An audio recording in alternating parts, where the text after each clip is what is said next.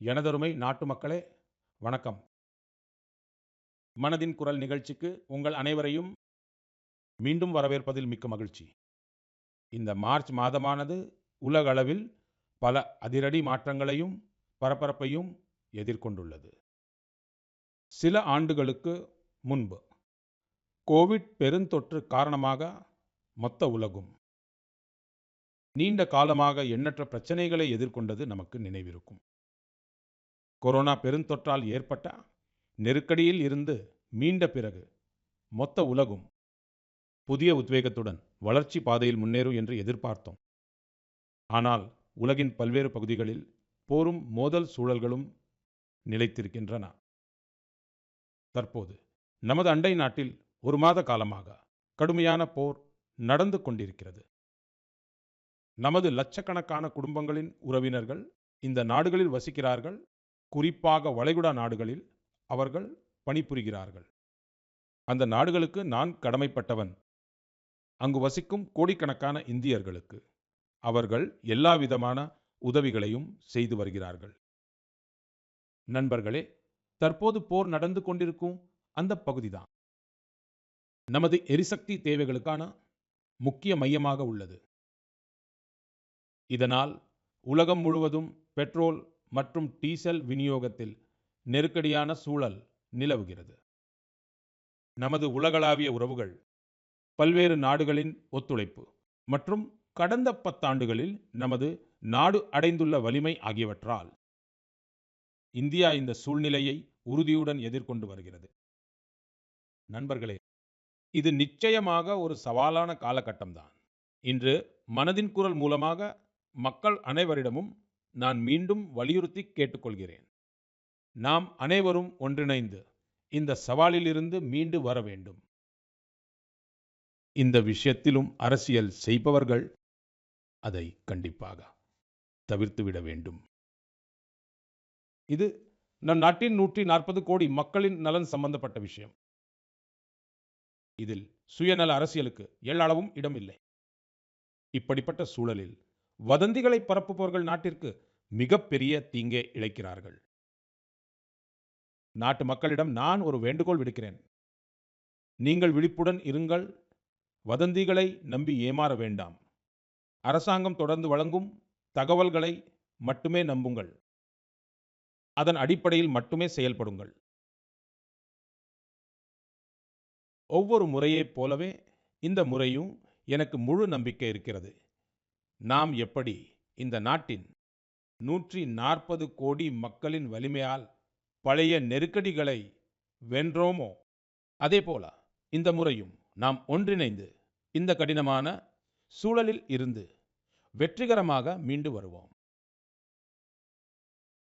என் அருமை நாட்டு மக்களே, இந்தியாவின் வலிமை இங்குள்ள கோடிக்கணக்கான மக்களிடமே அடங்கியுள்ளது.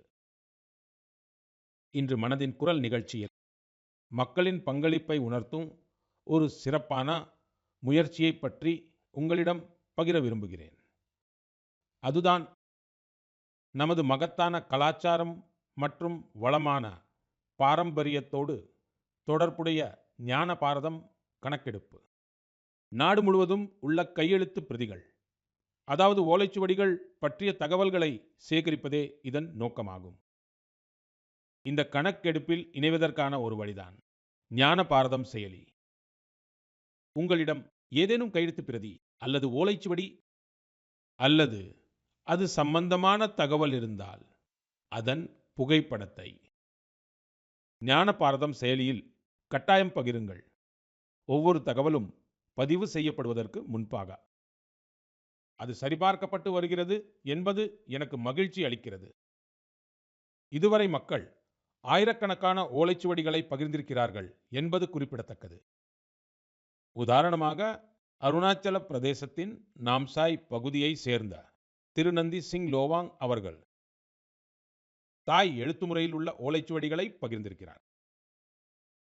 அமிர்தசரஸைச் சேர்ந்த சகோதரர் அமித் சிங் ராணா குருமுகி எழுத்துமுறையிலான ஒரு சுவடியை பகிர்ந்திருக்கிறார். இது நமது சீக்கிய பாரம்பரியம் மற்றும் பஞ்சாபி மொழியுடன் தொடர்புடைய எழுத்துமுறையாகும். சில நிறுவனங்கள் பனை ஓலைகளில் எழுதப்பட்ட சுவடிகளை வழங்கியுள்ளன. ராஜஸ்தானின் அபய் ஜெயின் கிரந்தாலயா செப்பு பட்டயங்களில் எழுதப்பட்ட மிக பழமையான பிரதிகளை பகிர்ந்துள்ளது. லடாக்கின் ஹெமிஸ் மடாலயம் திபெத்திய மொழியில் உள்ள விலை மதிப்பற்ற ஓலைச்சுவடிகள் பற்றிய தகவலை அளித்துள்ளது. நான் இங்கு சில உதாரணங்களை மட்டுமே கொடுத்திருக்கிறேன். இந்த கணக்கெடுப்பு ஜூன் மாதத்தின் பாதி வரை நடைபெறவிருக்கிறது. உங்கள் கலாச்சாரம் சார்ந்த அம்சங்களை வெளிக்கொண்டு வந்து அவற்றை பகிருமாறு உங்கள் அனைவரையும் நான் அன்புடன் கேட்டுக்கொள்கிறேன். எனது அன்பான நாட்டு மக்களே, பாரதம்தான் உலகிலேயே மிகவும் இளமையான நாடாகும். தேசத்தை கட்டமைப்பதில் இளைஞர்களின் சக்தி இணையும் போது அது நம் நாட்டிற்கு மிகப்பெரிய பலமாகிறது. தேசத்தை கட்டமைக்கும் இந்த பொறுப்பை நிறைவேற்றுவதில் எனது இளைய பாரதம், அதாவது மை பாரத் அமைப்பு மாபெரும் பங்காற்றி வருகிறது. இந்த அமைப்பானது நாட்டின் இளைஞர்களை பல்வேறு விதமான ஆக்கப்பூர்வமான செயல்பாடுகளுடன் இணைத்து வருகிறது. சமீபத்தில் மை பாரத் அமைப்பின் சார்பாக பட்ஜெட் குவெஸ்ட் நிகழ்ச்சி ஏற்பாடு செய்யப்பட்டிருந்தது. நாடு முழுவதும் உள்ள இளைஞர்களை பட்ஜெட் செயல்முறை மற்றும் கொள்கை உருவாக்கத்தோடு இணைப்பதே இதன் முக்கிய நோக்கம். இது தொடர்பான வினாடி வினா போட்டியில் நாடு முழுவதிலிருந்தும் சுமார் 12 லட்சம் இளைஞர்கள் இதில் பங்கேற்றனர். வினாடி வினா போட்டிக்கு பிறகு சுமார் 1,60,000 பங்கேற்பாளர்கள் கட்டுரை போட்டிக்கு தேர்வு செய்யப்பட்டனர்.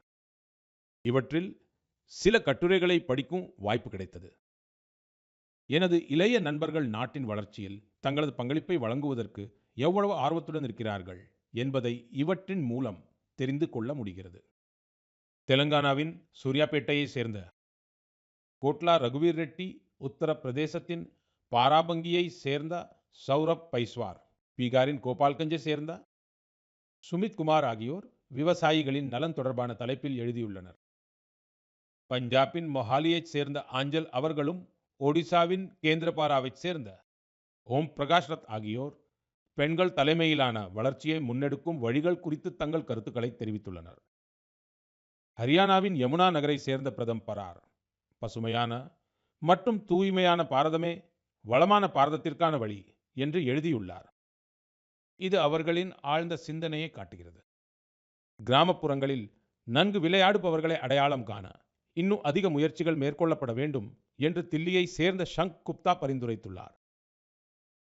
நமது இளைய நண்பர்கள் திறன் மேம்பாடு மற்றும் எளிதாக தொழில் செய்தல் ஆகியவை குறித்தும் தங்களது கருத்துக்களை பகிர்ந்திருக்கிறார்கள். தங்களது யோசனைகளை பகிர்ந்து வரும் அந்த இளைஞர்கள் அனைவரையும் நான் மனதார பாராட்டுகிறேன். இந்த எண்ணங்கள் நாட்டை முன்னோக்கி கொண்டு செல்வதில் மிகவும் முக்கியமானவை. எனது அன்பான நாட்டு மக்களே, நாடு முழுவதும் உள்ள கிரிக்கெட் ரசிகர்களுக்கு இந்த மாதம் மிகுந்த உற்சாகமும் கொண்டாட்டமும் நிறைந்ததாக அமைந்தது. T20 உலக கோப்பையில் இந்தியா வரலாற்று சிறப்புமிக்க வெற்றியை பதிவு செய்த போது நாடு முழுவதும் மகிழ்ச்சி அலை பரவியது. நமது அணியின் இந்த சிறப்பான வெற்றி நம் அனைவருக்கும் மிகுந்த பெருமையை அளித்திருக்கிறது. கடந்த மாத இறுதியில் கர்நாடகாவின் ஹுப்ளியில் மிகவும் சுவாரஸ்யமான ஒரு போட்டி நடைபெறுவதை காண முடிந்தது. இந்த போட்டியில் வெற்றி பெற்று ஜம்மு காஷ்மீர் கிரிக்கெட் அணி ரஞ்சி கோப்பையை தட்டிச் சென்றுள்ளது. மிகவும் மகிழ்ச்சியான விஷயம் என்னவென்றால், சுமார் 7 தசாப்த கால நீண்ட காத்திருப்புக்கு பிறகு இந்த அணி தனது முதல் ரஞ்சி கோப்பை பட்டத்தை வென்றுள்ளது. இந்த மகத்தான வெற்றி வீரர்களின் பல ஆண்டுகால தொடர்ச்சியான உழைப்பின் பலன். அணியின் தலைவர் பாரஸ் டோக்ரா அற்புதமான திறமையை வெளிப்படுத்தினார். தனது தலைமையின் மூலம் இந்த வெற்றிக்கு அவர் முக்கிய பங்காற்றினார். இன்று காஷ்மீரின் இளம் பந்துவீச்சாளர் ஆக்கிப் நபியின் ஆட்டம் குறித்தும் பரவலாக பேசப்படுகிறது. அவர் ரஞ்சி கோப்பை பருவத்தில் 60 விக்கெட்டுகளை வீழ்த்தியுள்ளார். இந்த வெற்றியால் அணி வீரர்கள், பயிற்சியாளர்கள் மட்டுமின்றி ஜம்மு காஷ்மீர் மக்களும் மிகுந்த உற்சாகமும் மகிழ்ச்சியும் அடைந்துள்ளனர். கிரிக்கெட் களத்தில் இந்த சிறப்பான செயல்பாட்டிற்கு பிறகு அங்குள்ள இளைஞர்களிடையே விளையாட்டின் மீதான ஆர்வம் மேலும் அதிகரித்துள்ளது. வரும் காலங்களில் இது பல இளைஞர்களை விளையாட்டுத் துறையை தேர்ந்தெடுக்க ஊக்குவிக்கும். ஜம்மு காஷ்மீர் மக்களிடையே விளையாட்டின் மீது அபாரமான ஆர்வம் இருந்து வருகிறது. இப்போது அது பெரிய விளையாட்டு நிகழ்வுகளின் மையமாகவும் மாறி வருவது எனக்கு மகிழ்ச்சி அளிக்கிறது. கேலோ இந்தியா குளிர்கால விளையாட்டுப் போட்டிகளுக்கு குல்மார்க் ஏற்கனவே பெயர் பெற்றுள்ளது. கால்பந்து போன்ற விளையாட்டுகளும் இங்குள்ள இளைஞர்களிடையே பிரபலமாக உள்ளன. வரும் காலங்களிலும் ஜம்மு காஷ்மீர் வீரர்களின் இந்த வெற்றி பயணம் இப்படியே தொடரும் என்று நான் நம்புகிறேன். என் அருமை நாட்டு மக்களே, நான் அடிக்கடி சொல்வதுண்டு, விளையாடுபவர்களே மிளிர்வார்கள். முன்பு அவ்வளவாக பிரபலமாக இல்லாத விளையாட்டுகளையும் நமது இளைஞர்கள் இப்போது ஆர்வத்துடன் ஏற்பதை பார்க்க எனக்கு மகிழ்ச்சியாக இருக்கிறது. உத்தரப்பிரதேசத்தை சேர்ந்த திறமையான தடகள வீரர் குல்வீர் சிங் அப்படிப்பட்ட ஒரு விளையாட்டில் அற்புதத்தை செய்துள்ளார். சில வாரங்களுக்கு முன்பு நடைபெற்ற நியூயார்க் நகர அரை மாரத்தானில் 3வது இடத்தை பிடித்து அவர் வரலாறு படைத்தார். 1 மணி நேரத்திற்கும் குறைவான நேரத்தில் அரை மாரத்தானை நிறைவு செய்த முதல் இந்திய தடகள வீரர் என்ற பெருமையை பெற்றார். ஸ்குவாஷ் வீராங்கனை Anahat Singh squash on fire open போட்டியின் பெரிய சர்வதேச பட்டத்தை தனதாக்கிக் கொண்டார். வெறும் 17 வயதில் அவர் இந்த வெற்றியை பெற்றார். இதன் மூலம் அவர் PSA உலக தரவரிசையில் முதல் 20 இடங்களுக்குள் இடம் பிடித்த மிக குறைந்த வயதுடைய ஆசிய பெண் விளையாட்டு வீராங்கனை என்ற பெருமையை பெற்றுள்ளார். எனக்கு அஸ்மிதா தடகள போட்டி குறித்த சில தகவல்களும் கிடைத்திருக்கின்றன. இதில் மார்ச் 8ஆம் தேதி மகளிர் தினத்தை முன்னிட்டு பல விளையாட்டுப் போட்டிகள் சிறப்பாக நடத்தப்பட்டன. இந்த போட்டியில் ஏறத்தாழ 2 லட்சம் பெண் பிள்ளைகள் பங்கெடுத்தார்கள். இதை பார்க்கும்போது பாரதத்தின் பெண் சக்தி விளையாட்டுத் துறையில் நிகழும் மாற்றத்தில் முக்கிய பங்காற்றி வருவதை பார்க்க மகிழ்ச்சியாக உள்ளது. நண்பர்களே, நான் எப்போதும் உங்களிடம் வைக்கும் வேண்டுகோள் ஒன்றுதான். நீங்கள் அனைவரும் உங்கள் உடல் தகுதியில் கவனம் செலுத்த வேண்டும். சர்வதேச யோகா தினம் வர இன்னும் 100 நாட்களுக்கும் குறைவாகவே உள்ளது. உலகம் முழுவதும் யோகாவின் மீதான ஈர்ப்பு தொடர்ந்து அதிகரித்து வருகிறது. ஆப்பிரிக்கா கண்டத்தில் உள்ள ஜிபூட்டி நாட்டில் அல்மிஸ் அவர்கள் தனது அரவிந்த் யோகா மையம் மூலமாக யோகாவை ஊக்குவித்து வருகிறார். அவர் அங்குள்ள பல்வேறு இடங்களிலும் மக்களுக்கு யோகா கற்பிக்கிறார். உங்களில் பல பேர் இன்ஸ்டாகிராம் படைப்பாளரான யுவராஜ் துவாவின் ஒரு பதிவிற்கு நான் அளித்திருந்த பதில் குறித்து கருத்துக்களை தெரிவித்திருந்தீர்கள். அவர் தனது தந்தை சர்க்கரை உட்கொள்வதை குறைத்துக் கொள்ளச் சொல்லுமாறு என்னிடம் கேட்டுக்கொண்டார். எனது வேண்டுகோள் அவரது தந்தையிடம் ஒரு நேர்மறையான தாக்கத்தை ஏற்படுத்தியுள்ளது என்பது எனக்கு மகிழ்ச்சி அளிக்கிறது. நீங்களும் சர்க்கரை உட்கொள்வதை குறைத்துக் கொள்ள வேண்டும் என்று உங்கள் அனைவரையும் நான் கேட்டுக்கொள்கிறேன். மேலும் நான் இதற்கு முன்பு கூறியிருப்பதைப் போல நாம் சமையல் எண்ணெயின் பயன்பாட்டிலும் 10% குறைக்க வேண்டும். இத்தகைய சிறிய சிறிய முயற்சிகளை மேற்கொள்வதன் மூலம் நீங்கள் உடல் பருமன் மற்றும் வாழ்க்கை முறை தொடர்பான நோய்களிலிருந்து விலகி இருக்க முடியும். என் அன்பான நாட்டு மக்களே, சித்திரமும் கைப்பழக்கம், செந்தமிழும் நாப்பழக்கம் என்ற ஒரு பழமொழி உண்டு. இதன் பொருள் என்னவென்றால், நாம் தொடர்ந்து பயிற்சி செய்யும் போது மென்மேலும் அதிக ஞானத்தையும் அறிவையும் பெற்றுக்கொண்டே இருப்போம். மக்களும் கூட அவர்களின் தீவிரமான பங்களிப்பு இருக்கும்போதுதான் மிகச் சிறப்பாக கற்றுக்கொள்கிறார்கள். பெங்களூருவில் கல்வியுடன் தொடர்புடைய ஒரு தனித்துவமான முயற்சி குறித்த தகவல் எனக்கு கிடைத்திருக்கிறது. அங்கு ஒரு குழு பிரயோக் கல்வியல் ஆராய்ச்சி நிறுவனத்தை நடத்தி வருகிறது. இந்த குழு ஆராய்ச்சி திட்டங்கள் மீது சிறப்பு கவனம் செலுத்துகிறது. இந்த குழு பள்ளி அளவில் அறிவியல் கல்வியை பிரபலப்படுத்துவதில் ஈடுபட்டுள்ளது. அவர்கள் அன்வேஷன் என்ற பெயரில் ஒரு சோதனையை செய்திருக்கிறார்கள். இதன் வாயிலாக 9ஆம் வகுப்பு முதல் 12ஆம் வகுப்பு வரையிலான மாணவர்களுக்கு வேதியியல், புவி அறிவியல், ஆரோக்கியம் போன்ற துறைகளில் புதுமைகளை படைக்க வாய்ப்பு கிடைக்கிறது. இதன் மூலம் மாணவர்களுக்கு ஆராய்ச்சியில் சிறந்த அனுபவம் கிடைக்கிறது. அதனுடன் கூடவே தங்கள் திட்டங்களை வெளியிடுவதற்கான ஒரு சிறந்த தளமும் கிடைக்கிறது. நண்பர்களே, தேர்வு குறித்த கலந்துரையாடலின் போது சில மாணவர்கள் தாங்கள் அறிவியல் படிக்க விரும்புவதாக என்னிடம் தெரிவித்தார்கள். ஆனால் அவர்களுக்கு அது குறித்து பயமும் இருக்கிறது. இது தொடர்பாக பிரயோக் குழுவின் முயற்சி மிகவும் பாராட்டத்தக்கது. இந்த முன்முயற்சி மாணவர்களை அறிவியலுடன் இணைத்துக் கொள்ள, மேலும் நடைமுறையில் எதையாவது செய்து காட்டுவதற்கான ஒரு வாய்ப்பை அளிக்கிறது. நாம் ஒரு விஷயத்தை நாமே செய்து பார்க்கும்போது, அப்போது நமக்கு இயல்பாகவே ஆர்வமும் அக்கறையும் பிறக்கிறது. யாருக்கு தெரியும், என்னுடைய இளம் நண்பர்களில் யாரேனும் ஒருவர் வருங்காலத்தின் மிக சிறந்த விஞ்ஞானியாக உருவெடுக்கலாம். நண்பர்களே, கல்வியின் வாயிலாக கடந்த காலத்தை பாதுகாத்து எதிர்காலத்திற்கு தயார்படுத்தும் ஒரு முயற்சி நாகா சமூகத்தினராலும் முன்னெடுக்கப்பட்டு வருகிறது. இந்த சமூக மக்கள் தங்கள் பழங்குடியின மரபுகளுக்கு மிகுந்த மரியாதை அளிக்கிறார்கள். அவர்கள் இதில் பெருமை கொள்வதோடு அதே சமயம் தங்களுடைய அணுகுமுறையே நவீனமாகவும் வைத்திருக்கிறார்கள். நாகா பழங்குடியினர் இடையே மோரும் கற்றலின் பாரம்பரியமான அமைப்பு முறை இருந்தது. இதில் மூத்த குடிமக்கள் தங்கள் அனுபவங்களில் இருந்து இளைஞர்களுக்கு பாரம்பரிய அறிவு, வரலாறு மற்றும் வாழ்க்கை திறன் பற்றி கூறுவார்கள். காலப்போக்கில் இந்த அமைப்பு முறையானது இப்போது மோரும் கல்வி என்ற ஒரு கருத்தாக மாறியிருக்கிறது. இதன் வாயிலாக குழந்தைகளிடையே கணிதம், அறிவியல் போன்ற பாடங்களில் ஆர்வம் ஊட்டப்படுகிறது. இதில் சமூகத்தில் உள்ள பெரியவர்கள் அவர்களுக்கு கதைகள், நாட்டுப்புற பாடல்கள் மற்றும் பாரம்பரிய விளையாட்டுகளுடன் வாழ்க்கை திறன்களை கற்பிக்கிறார்கள். இவ்வாறாக நமது நாகாலாந்து தனது கலாச்சார பாரம்பரியத்தை பாதுகாத்து குழந்தைகளின் கல்வியை முன்னோக்கி கொண்டு செல்கிறது. உங்களுக்கும் உங்கள் பகுதியில் இதுபோன்ற முயற்சிகள் பற்றி தெரிய வந்தால் என்னுடன் கண்டிப்பாக பகிர்ந்து கொள்ளுங்கள். என் அன்பான நாட்டு மக்களே, தேசத்தின் பல பகுதிகளில் கோடைக்காலமானது தொடங்கி இருக்கிறது. அதாவது இந்த நேரமானது நீர் பாதுகாப்பு குறித்த நமது உறுதிமொழியை மீண்டும் நினைவுபடுத்தும் நேரம். கடந்த 11 ஆண்டுகளில் நீர் சேகரிப்பு இயக்கம் மக்களுக்கு விழிப்புணர்வை ஏற்படுத்தியுள்ளது. இந்த இயக்கத்தின் கீழ் நாடு முழுவதும் சுமார் 50 லட்சம் செயற்கை நீர் சேகரிப்பு அமைப்புகள் உருவாக்கப்பட்டிருக்கின்றன. இப்போது தண்ணீர் பற்றாக்குறையை சமாளிக்க கிராமங்கள் தோறும் சமூக அளவில் முயற்சிகள் மேற்கொள்ளப்பட்டு வருவதைக் கண்டு மிகவும் மகிழ்ச்சி அடைகிறேன். ஓரிடத்தில் பழைய குளங்கள் தூர்வாரப்படுகின்றன.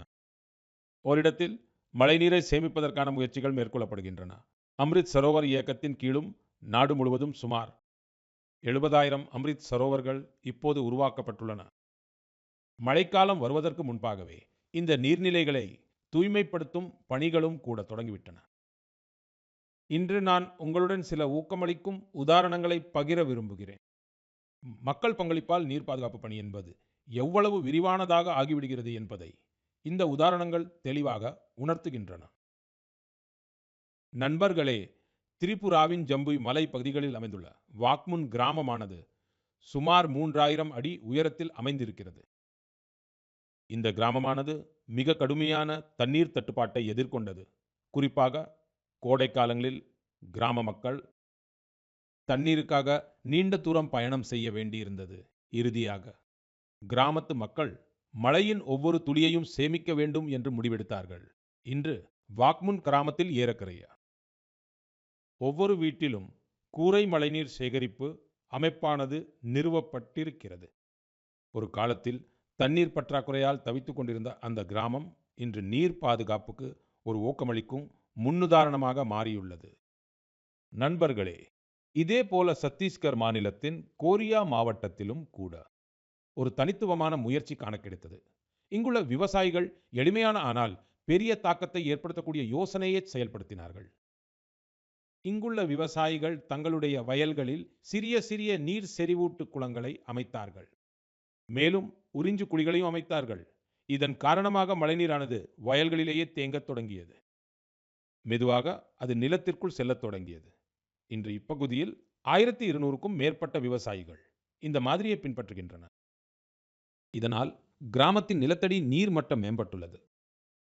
இதேபோல தெலங்கானா மாநிலத்தின் மஞ்சேரியல் மாவட்டத்தை சேர்ந்த முதிதகுண்டா கிராமத்திலும் கூட மக்கள் ஒன்றிணைந்து தண்ணீர் பிரச்சினைக்கு ஒரு தீர்வை கண்டுள்ளார்கள். கிராமத்தின் 400 குடும்பத்தினர் தங்கள் வீடுகளில் உறிஞ்சு குழிகளை அமைத்து நீர் பாதுகாப்பு என்பதை ஒரு மக்கள் இயக்கமாகவே மாற்றியிருக்கிறார்கள். இதன் காரணமாக கிராமத்தின் நிலத்தடி நீர் மட்டமானது மேம்பட்டிருக்கிறது. அதோடு கூட அசுத்தமான நீரினால் ஏற்படக்கூடிய நோய்களும் கூட மிகவும் குறைந்து விட்டன. எனது அன்பான நாட்டு மக்களே, நமது மீனவ சகோதர சகோதரிகள் அவர்கள் கடலின் வீரர்கள் மட்டுமல்ல, மாறாக தற்சார்பு இந்தியாவின் வலுவான அடித்தளமாகவும் விளங்குகிறார்கள். அவர்கள் விடுவதற்கு முன்பாகவே சமுத்திரத்தின் அலைகளுடன் போராடி தங்கள் குடும்பத்தினருடன் சேர்ந்து நாட்டின் பொருளாதாரத்தை வலுப்படுத்த ஈடுபடுகிறார்கள். இப்படிப்பட்ட கடினமாக உழைக்கும் மீனவர்களின் வாழ்க்கை இன்று பல வழிகளில் எளிதாக்கப்பட்டு வருகிறது.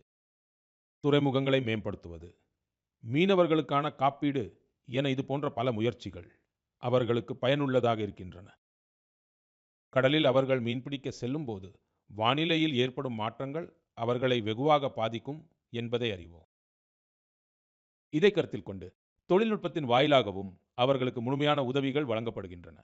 இதில் எனக்கு மிகவும் மகிழ்ச்சி என்னவென்றால், இத்தகைய முயற்சிகளால் நமது மீன்வளத்துறை செழிப்படைவதோடு மட்டுமல்லாமல் புதிதாக ஏதாவது செய்ய வேண்டும் என்ற உத்வேகத்தையும் அது அளித்து வருகிறது. இன்று மீன்வளத்துறை மற்றும் கடற்பாசி வளர்ப்பு துறையில் புது புது கண்டுபிடிப்புகள் உருவாகி வருகின்றன. மேலும் நமது மீனவ சகோதர சகோதரிகள் தற்சார்பு அடைந்து வருகிறார்கள். ஒடிசா மாநிலம் சம்பல்பூரை சேர்ந்த திருமதி சுஜாதா புயா அவர்கள் ஒரு இல்லத்தரசியாக இருந்தார். ஆனால் புதிதாக ஏதாவது செய்து தன் குடும்பத்திற்கு உதவ விரும்பினார். அதனால் சில ஆண்டுகளுக்கு முன்பாக அவர் ஹிராகுட் நீர்த்தேக்கத்தில் மீன் வளர்ப்பு தொழிலை தொடங்கினார். ஆரம்ப காலகட்டம் அவருக்கு அவ்வளவு எளிதாக இருக்கவில்லை. வானிலையில் ஏற்படும் மாற்றங்கள், மீன்களுக்கான உணவை நிர்வகிப்பது, வீட்டு பொறுப்புகளையும் கவனித்துக் கொண்டு தொழிலையும் சமநிலைப்படுத்துவது என பல சவால்கள் இருந்தன. ஆனால் அவரது தைரியம் அசைக்க முடியாததாக இருந்தது. 2-3 ஆண்டுகளில் அவர் தனது தொடர் முயற்சியின் மூலம் அதனை செழிப்பான தொழிலாக மாற்றிவிட்டார். இன்று அவரது வெற்றியானது அந்த சமூகத்தை சேர்ந்த பெண்களுக்கு புது நம்பிக்கையை ஊட்டுகிறது. நண்பர்களே, லட்சத்தீவில் மினிகாய் தீவை சேர்ந்த ஹவா குல்ஜார் அவர்களின் கதை நமது தாய்மார்கள் மற்றும் சகோதரிகளின் அற்புதமான உறுதிப்பாட்டை நம் கண்முன் கொண்டு வந்து நிறுத்துகிறது. அவர் மீன் பதப்படுத்தும் பிரிவை நடத்தி வந்தார். தன்னிடம் ஒரு நல்ல குளிர்பதன கிடங்கு இருந்தால் தன்னால் இன்னும் சிறப்பாக செயல்பட முடியும் என்று அவர் உறுதியாக எண்ணினார். அதனால் அவர் ஒரு குளிர்பதன கிடங்கை அமைக்க முடிவு செய்தார். இன்று அதுவே அவரது பலமாக மாறியுள்ளது. இப்போது சிறப்பாக திட்டமிட்டு சிறப்பாக வர்த்தகம் செய்கிறார். நண்பர்களே, இன்று நாடு முழுவதும் ஊக்கமளிக்கும் வகையிலான இது போன்ற பல முயற்சிகள் தொடர்ந்து மேற்கொள்ளப்பட்டு வருகின்றன. பெலகாவியை சேர்ந்த சிவலிங்க சத்தப்பா ஹுத்தார் பாரம்பரிய விவசாயத்தில் இருந்து மாறுபட்ட பாதையை தேர்ந்தெடுத்தார். இதற்காக அவர் ஒரு பண்ணை குட்டையை உருவாக்கினார். தகுந்த பயிற்சி பெற்று இப்போது தனது குட்டையிலிருந்து மீன்களை விற்பனை செய்வதன் மூலம் கணிசமான வருமானம் ஈட்டி வருகிறார். அதே சமயம் கடற்பாசியின் தேவையை கருத்தில் கொண்டு பலர் கடற்பாசி வளர்ப்பையும் கையில் எடுத்துள்ளனர். இதனால் அவர்கள் பெரும் பயனடைகிறார்கள். நான் மீண்டும் மீன்வளத்துறையுடன் தொடர்புடைய அனைவரையும் பாராட்டுகிறேன். நமது பொருளாதாரத்தை வலுப்படுத்துவதற்காக அவர்களுடைய இந்த முயற்சி மிகவும் பாராட்டத்தக்கதாகும். எனது அன்பார்ந்த நாட்டு மக்களே, எப்போது சமூகம் தானாக முன்வருகிறதோ அப்போது சிறிய சிறிய முயற்சிகள் கூட பெரிய மாற்றங்களுக்கு அடித்தளமாக அமைந்து விடுகின்றன.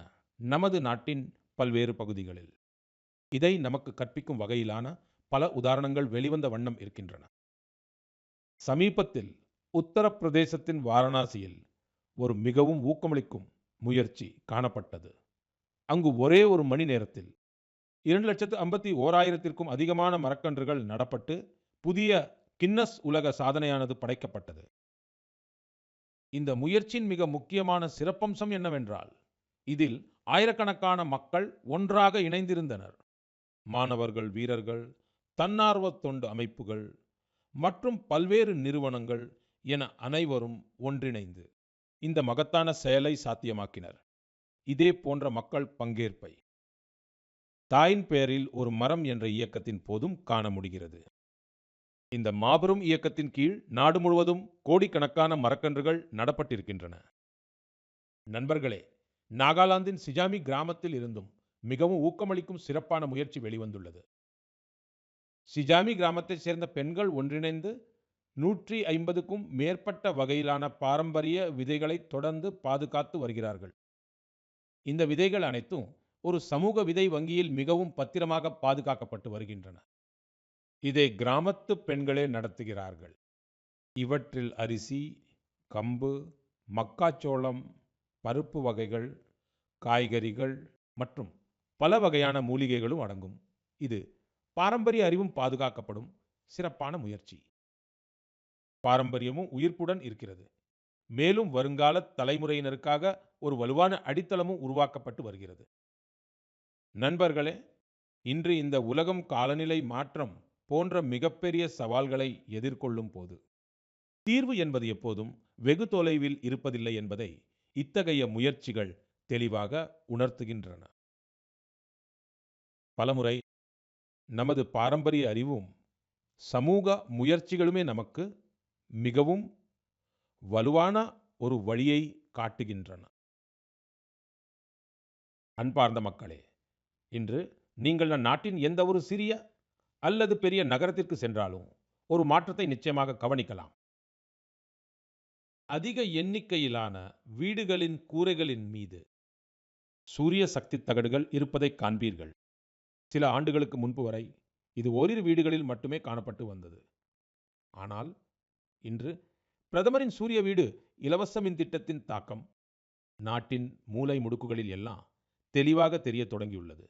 இந்த திட்டத்தின் காரணமாக குஜராத்தின் சுரேந்து நகர் மாவட்டத்தின் பாயல் அவர்களின் வாழ்க்கையில் மிகப்பெரிய மாற்றம் ஏற்பட்டுள்ளது. அவர் சூரிய பஹல் முன்னெடுப்பின் வாயிலாக சூரிய சக்தி தொழில்நுட்பத்தில் பயிற்சி பெற்று 4 மாத கால சோலார் பிவி டெக்னீஷியன் படிப்பை முடித்தார். இப்போது அவர் திறமையான சூரிய தொழில்நுட்ப வல்லுநர் ஆகிவிட்டார். பாயல் சூரிய தொழில் முனைவோராக தனக்கென ஒரு தனித்துவமான அடையாளத்தை உருவாக்கி வருகிறார்.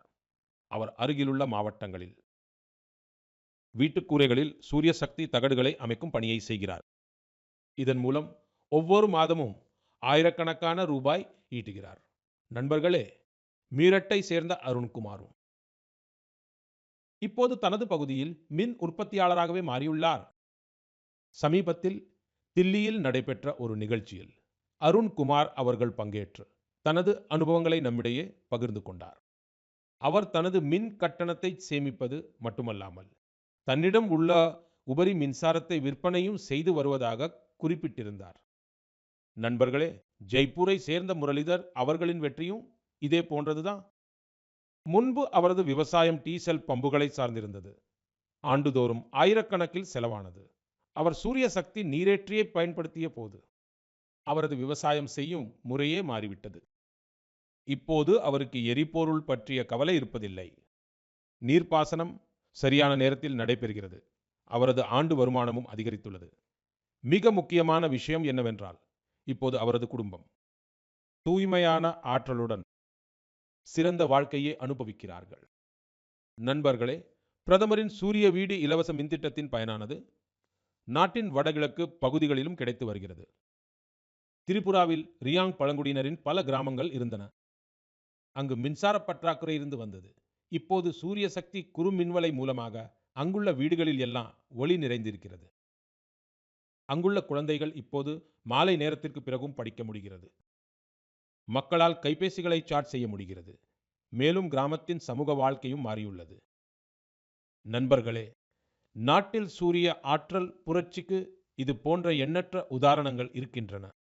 நீங்களும் இந்த புரட்சியில் இணையுங்கள், மற்றவர்களையும் இதில் இணையச் செய்யுங்கள். அன்பார்ந்த மக்களே, மனதின் குரல் நிகழ்ச்சிக்காக ஒவ்வொரு மாதமும் நாட்டின் பல்வேறு பகுதிகளிலிருந்து ஏராளமான செய்திகள் வந்து சேர்கின்றன. இந்த செய்திகளின் வாயிலாக தொலைதூர பகுதிகளில் வசிக்கும் மக்கள் எவ்வளவு ஆர்வத்துடன் இந்த நிகழ்ச்சியை கேட்கிறார்கள் என்பது தெரிய வருகிறது. உங்கள் ஆலோசனைகளை படிக்கும்போது இது வெறும் ஒரு நிகழ்ச்சி மட்டுமல்ல, இது நம் அனைவரின் கூட்டு உரையாடலாக மாறியுள்ளது என்று உணர்கிறேன். உங்கள் கருத்துக்கள், உங்கள் அனுபவங்கள் இந்த நிகழ்ச்சியை தொடர்ந்து மேம்படுத்துவதற்கு உத்வேகம் அளிக்கின்றன. நீங்கள் உங்கள் சுற்றுப்புறத்தில் உள்ள எழுச்சியூட்டும் கதைகளை தொடர்ந்து பகிருங்கள். உங்களின் ஒரு சிறிய முயற்சி கூட மற்றொருவருடைய வாழ்க்கையில் ஒரு மிகப்பெரிய மாற்றத்தை ஏற்படுத்தக்கூடும். ஒருவருக்கு முன்னேற புதிய உத்வேகம் அளிக்கலாம். இதுதான் வானொலியின் உண்மையான சக்தி. இது நாட்டின் வெவ்வேறு மூலை முடுக்குகளில் இருக்கும் மக்களின் ஒரே சிந்தனை, ஒரே உணர்வு மற்றும் ஒரே நோக்கத்தை ஒன்றாக இணைக்கிறது. வேறு எழுச்சியூட்டும் நபர்களின் அனுபவங்களுடனும் முன்னேறி செல்வதற்கு புதிய ஆற்றலை அளிக்கக்கூடிய முயற்சிகளுடனும் அடுத்த மாதம் மீண்டும் சந்திப்போம். அதுவரை